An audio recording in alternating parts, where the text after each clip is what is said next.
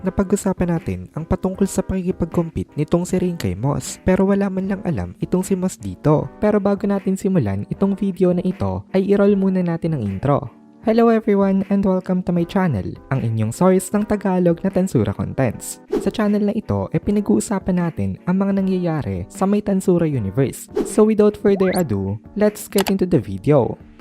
Nag-upload na nga pala guys ang Kohay PH ng Tagalog na solo leveling. Kaya kung gusto mo makapanood ng Tagalog solo leveling contents, bisitahin nyo ang Kohay PH. Link in the description. Itong si Rain daw hindi aware sa kanyang mga shortcomings. Hindi ganoon ka-wide ang perspective niya, kaya most of the time talaga hindi niya maintindihan ng mga bagay-bagay. Meron din siyang ugali na hindi siya mahilig mag-effort kasi ang tingin niya kapag mas nag-effort ka pupurihin ka nga. Kaso lang sa'yo mapupunta ang lahat ng responsibilities. Basically yung ginagawa niya kay Moss alam niya rin kung paano nagwo-work. Sa ngayon daw ang gusto lang gawin itong si Rain ang mag-focus lang muna sa kanyang mga hobby. Kaya tuwing meron mga gawain, mahilig siya magpasa nito sa iba. At ito ang napansin nitong si Misery sa kanya. Dahil rin daw doon, maraming talents na nasasayang itong si Rain. Talagang kung ikukumpara daw siya sa isang human, magtatrabaho lang siya ng enough para sumahod ng sapat lang para makakain. Pero hindi nga nila kailangan kumain kasi mga demons naman sila. At tuwing meron daw na medyo mabigat na problema, umaasa daw ito sa kanya. O kaya naman, sa mga subordinates nito. Basically, nakagawa daw itong si Rain ng isang environment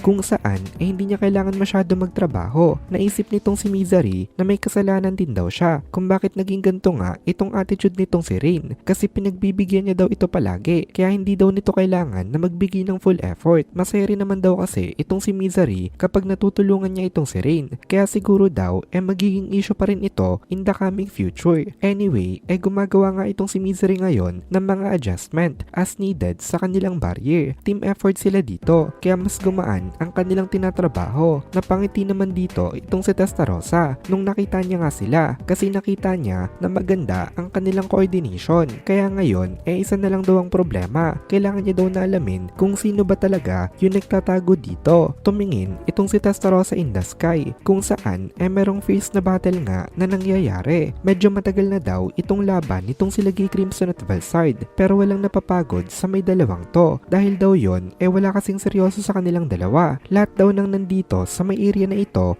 frozen. In other words, may i-revive itong mga ito kapag daw nirelease ni Valsard ang power niya. From that daw, makakapag-assume ka na iba nga ang aim nitong si Valsard sa may aim nitong si Feldway kasi pinoprotektahan ni Valsard ang mga living things dito habang ang gusto naman ni Feldway ang wasakin ng buong mundo. Sinubukan rin pala nitong si Gay Crimson na kausapin nga itong si Valsard pero hindi niya ito nadaan sa usapan. Sinubukan ni Gay na patigilin itong si Valsard sa ginagawa niya dito pero hindi ito nakinig sa kanya. Panay pa rin daw ito atake na para bang childish prank lang ito pero kahit na parang prank nga lang daw ito since mataas ang magic power ng output ng atake dangerous daw kapag naging careless. Kaya although hindi nga kailangan na maging seryoso ni Gay Crimson masyado hindi niya rin pwedeng i-ignore itong si Valsard dito kasi meron dito mga occasional attacks na kayang mag-deal ng fatal damage. Currently daw itong si Valsard ang pinakamalakas na true dragon. Second lang talaga ito kay Veldanava. At since kaya nga mag-generate nitong si Valsard ng energy rapidly within her own body, hindi mo daw mauubos ang energy nitong si Valsard. So basically,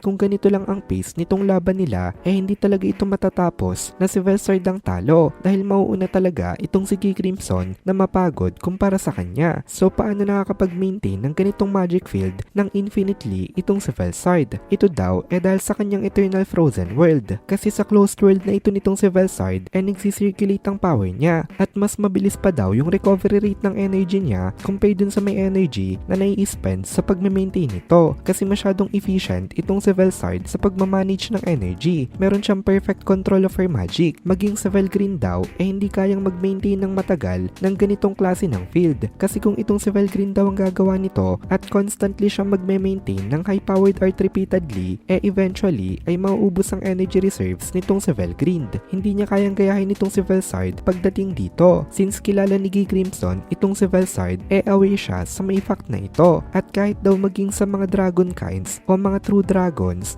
talagang ibang level itong si Velsard compared sa mga kapwa true dragons niya. Kaya para daw makasabay siya dito, talagang absolutely minimum energy ang kailangan niyang gamitin. Pero madali lang daw ito para kay Gay Crimson. Kasi instead daw na gamitin nitong si Gay Crimson ang kanyang sariling energy, ginagamit niya ngayon ang magical energy na currently floating lang sa may paligid. Konti lang naman itong nakukuha dito nitong si Gay Crimson na energy. Halos negligible talaga siya. Kung normal na human daw ang gagamit nitong energy na ito, parang wala lang. Pero dahil si Gay Crimson ang gumagamit nito na meron ngang mastery sa pag-utilize ng energy at maraming experience sa pakikipaglaban, nakakapag-produce itong si Gay Crimson ng napakalakas na output gamit lamang ang tiny amount of magic fuel. Ang problema lang ni Gay Crimson wala halos magic na gumagana kay Velsard. Kaya currently halos wasted rin ang mga atake nitong si Gay Crimson dito. Pero dahil nga sa may sistema na ginawa nitong si Gay Crimson, hindi rin siya nakaka-experience ng pagod. Balak niyang humanap ng opening gamit ang energy sa may paligid at mag-deal ng fatal damage gamit ang sarili niyang magic. At dito na muna natin tatapusin itong video na ito. Kung nagugustuhan mo itong mga videos natin, ay please consider joining the membership para mapanood mo na agad ang mga kasunod na part dahil palaging advance ang ating mga members. Also, ay please consider leaving a like at mag-comment ka na din para ma-boost naman tayo ng algorithm.